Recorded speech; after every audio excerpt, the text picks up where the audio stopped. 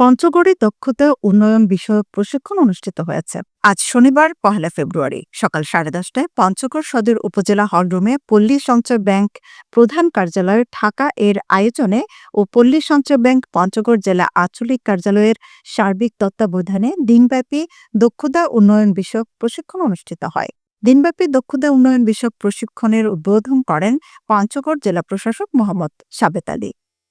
পল্লী সঞ্চয় ব্যাংক পঞ্চগড় জেলা আঞ্চলিক কার্যালয়ের প্রিন্সিপাল অফিসার আজিজুল ইসলামের সভাপতিত্বে এ সময় বক্তব্য রাখেন পল্লী সঞ্চয় ব্যাংক প্রধান কার্যালয়ের প্রিন্সিপাল অফিসার মাসুদ হাসান, সদর উপজেলা সহকারী কমিশনার ভূমি মোহন মিনজি, পল্লী সঞ্চয় ব্যাংক প্রধান কার্যালয়ের সিনিয়র অফিসার রাজীব বিশ্বাস।